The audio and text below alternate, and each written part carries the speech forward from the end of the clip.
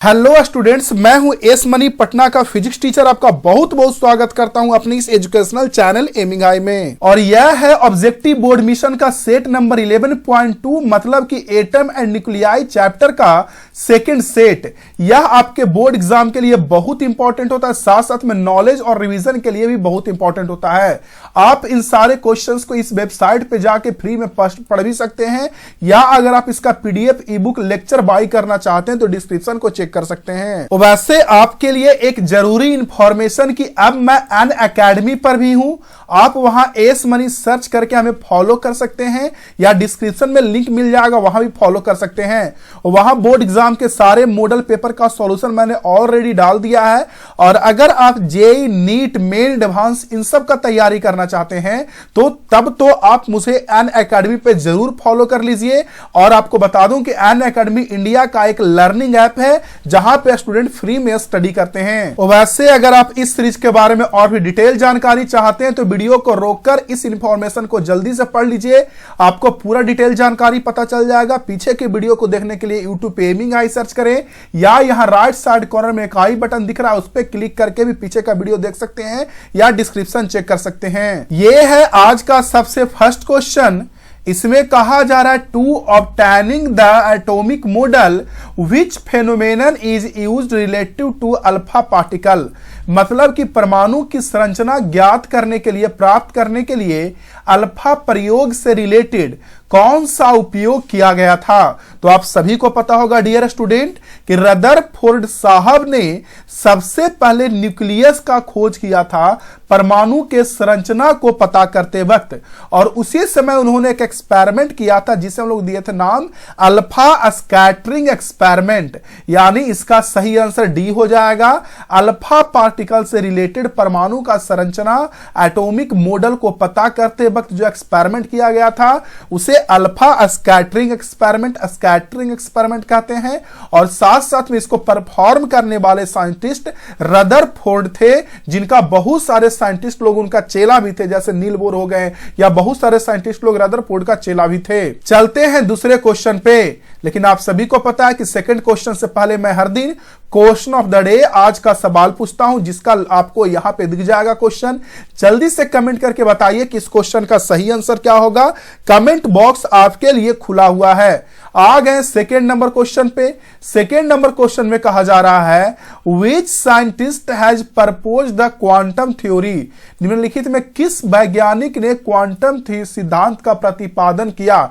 जो quantum theory आप पढ़े होंगे ना, क्वांटम थ्योरी ऑफ लाइट, उसके बारे में कहा जा रहा है कि किस वैज्ञानिक ने क्वांटम थ्योरी, क्वांटम सिद्धांत के बारे में बताया। तो आपको पता होगा कि मैक्स प्लांक वो वैज्ञानिक थे जिन्होंने क्वांटम थ्योरी ऑफ लाइट के बारे में बताया था, जिनके हिसाब से लाइट फोटोन का पार्टिकल होता है और फोटोन की एनर्जी h गुना फ्रीक्वेंसी के बराबर होता है। ये तो एक्स्ट्रा हो गया, बस क्वेश्चन में ये पूछा जा रहा है कि क्वांटम थ्योरी के बारे में किन्होंने बताया, तो मैक्स प्लांक ने। आ गए थर्ड नंबर क्वेश्चन पे।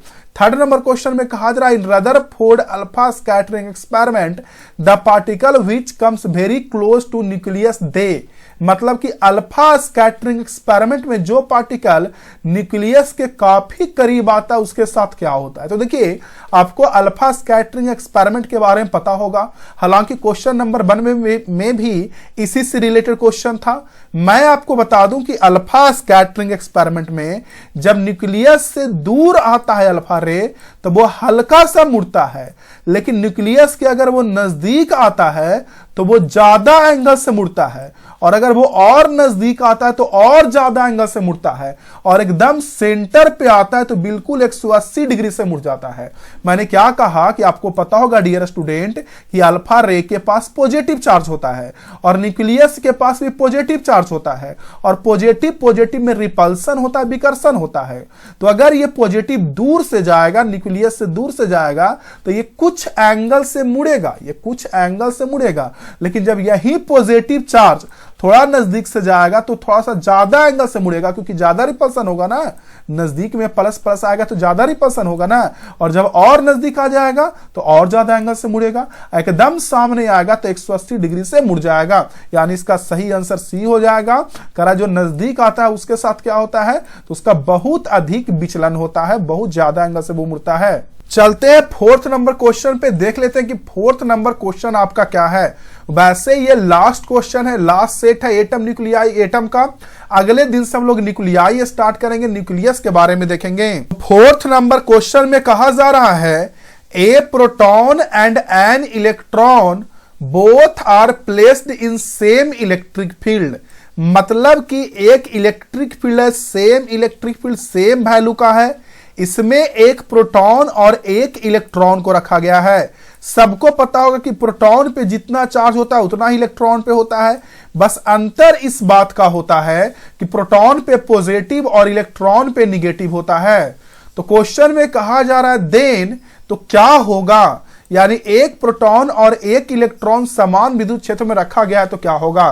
तो आपको पता होगा कि पॉजिटिव चार्ज पे उधर ही फोर्स लगता है जिधर की ओर इलेक्ट्रिक फील्ड है, और निगेटिव चार्ज पे इलेक्ट्रिक फील्ड के उल्टा डायरेक्शन में फोर्स लगता है। यानी कि अगर इधर की ओर इलेक्ट्रिक फील्ड है तो इस निगेटिव चार्ज पे इधर फोर्स लगेगा, और प्रोटॉन पे पॉजिटिव चार्ज पे इधर फोर्स लगेगा।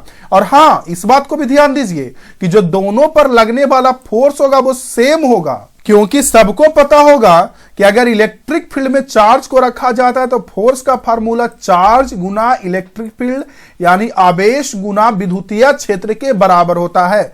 तो आपका चार्ज तो Q हो गया और इलेक्ट्रिक फील्ड डियर स्टूडेंट आपका E हो गया, तो उस पर जो फोर्स लगेगा वो Q इंटू E होगा, और दोनों का Q सेम है, E भी सेम है, तो फोर्स Q इंटू E लगेगा, लेकिन दोनों का डायरेक्शन अलग अलग हो जाएगा। तो ऑप्शन में कह रहा है electric force on them is same. नहीं, फोर्स सेम नहीं है, फोर्स का मैग्नीट्यूड सेम है।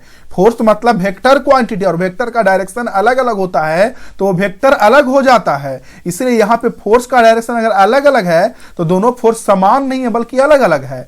ऑप्शन बी में कह रहा magnitude of electric force on them is same. हाँ, ये बिल्कुल सही है, मैग्नीट्यूड सेम होगा, एक्सेलरेशन सेम नहीं होगा, क्योंकि फोर्स तो सेम है लेकिन आपको पता है कि एक्सेलरेशन बराबर होता है फोर्स बाई मास। तो फोर्स तो दोनों का सेम हो गया लेकिन मास अलग अलग होता है, दोनों का मास अलग अलग होता है। प्रोटॉन का मास ज्यादा होता है इसलिए एक्सेलरेशन कम होगा, और इलेक्ट्रॉन का मास कम होता है इसलिए एक्सेलरेशन ज्यादा होगा। ठीक है, और एक्सेलरेशन अलग अलग है तो मैग्नीट्यूड भी अलग अलग हो जाएगा, यानी इसका सही आंसर होगा कि फोर्स का मैग्नीट्यूड होगा वो सेम होगा। आ गए फिफ्थ नंबर क्वेश्चन पे। पांचवें नंबर क्वेश्चन में कहा जा रहा है hydrogen atom is given in ground state if it's electron is in. मतलब हाइड्रोजन परमाणु मूल अवस्था में है कब, जब इसका इलेक्ट्रॉन होता है। तो मैं बता दूं इसका सही आंसर सी हो जाएगा। सी इसीलिए क्योंकि आपको पता होगा कि हाइड्रोजन परमाणु को ग्राउंड स्टेट में तभी बोला जाता है डियर स्टूडेंट, ग्राउंड स्टेट में तभी बोला जाता है डियर स्टूडेंट तब जब हाइड्रोजन परमाणु का सबसे लोएस्ट एनर्जी लेवल में होता है। क्यों? क्योंकि इसके बाद अगर एनर्जी देंगे इलेक्ट्रॉन को तो ये एनर्जी लेके ऊपर वाले लेवल में एक्साइट कर जाता है, और जब एक्साइट करता है तो उसे एक्साइटेड लेवल बोलते हैं, ग्राउंड लेवल नहीं बोलते हैं। ग्राउंड लेवल मतलब मूल्य अवस्था तभी बोलते हैं जब वो सबसे अपने लोएस्ट एनर्जी लेवल में हो, यानी 5 का सही आंसर सी हो जाएगा। आ गए 6 नंबर क्वेश्चन से पहले इस मैसेज पे वीडियो को रोककर इस मैसेज को पढ़ लीजिए, अगर आपको सही लगता है तो इस पे वर्क भी कीजिए। आ गए 6 नंबर सबसे लास्ट क्वेश्चन पे आज का। इसमें कहा जा रहा है in hydrogen atom energy gap between successive energy level. मतलब हाइड्रोजन परमाणु में क्रमागत ऊर्जा स्तरों का ऊर्जा अंतर होता है। तो आपको पता है कि जैसे जैसे हम आगे बढ़ेंगे वैसे जो एनर्जी लेवल है आपका वो घटते जाएगा। एग्जाम्पल के लिए मैं आपको समझा दूं, आपको पता होगा कि पहले लेवल का एनर्जी -13.6 इलेक्ट्रॉन वोल्ट होता है, दूसरे का -3.4 होता है, तीसरे का -1 पॉइंट समथिंग होता है, -1 पॉइंट समथिंग। तो खुद सोचिए, आप यहीं से देख लीजिए कि पहले का गैप 13 से डायरेक्ट 3 आया, और 3 से 1 दशमलव कुछ होगा, वो निकाल लीजिएगा इस फार्मूला से, -13.6 Z² फार्मूला से निकाल लीजिएगा। Z हो गया आपका एटॉमिक नंबर, हाइड्रोजन के लिए एटॉमिक नंबर 1 हो जाएगा, और n पुट कीजिएगा ऑर्बिट का संख्या, 5वां ऑर्बिट का बोलेगा तो 5 पुट कीजिएगा, पहला का कहेगा तो पहला 1 पुट कीजिएगा, दूसरा के लिए 2 पुट कीजिएगा और निकाल लीजिएगा।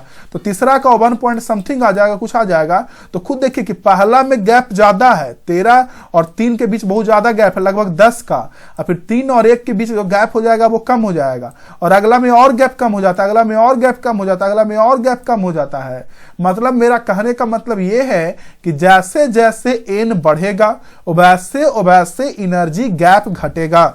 यानी इसका सही आंसर जो हो जाएगा डियर स्टूडेंट वो ये हो जाएगा कि मतलब हाइड्रोजन परमाणु में क्रमागत ऊर्जा स्तर का ऊर्जा अंतर घटता है। कब? जैसे जैसे n बढ़ता है, जैसे जैसे n बढ़ता है गैप जो होता है एनर्जी का वो घटते जाता है। आप इस बात को अच्छी तरीके से समझ गए होंगे। अगर इसी क्वेश्चन में आपसे गैप नहीं पूछा जाता और ये बोलता कि अगर जैसे जैसे आगे बढ़ रहे हैं तो एनर्जी पे क्या असर पड़ेगा, तो एनर्जी आपका बढ़ेगा। जैसे जैसे हम आगे बढ़ रहे हैं आपका एनर्जी बढ़ते जाएगा। क्यों बढ़ेगा? देखिए ना, पहले का -13.6 है, फिर -3.4 है, तो खुद सोचिए कि -13.6 से -3.4 बड़ा ना होता है। यानी आगे बढ़ने पे एनर्जी बढ़ेगा लेकिन एनर्जी गैप घटेगा। यानी 6 का सही आंसर ए हो जाएगा स्टूडेंट।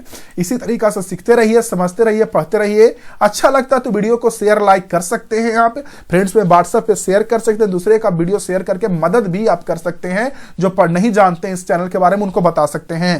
पढ़ते रहिए, सीखते रहिए, समझते रहिए। मिलते हैं आपसे अगले वीडियो में। जय हिंद, वंदे मातरम।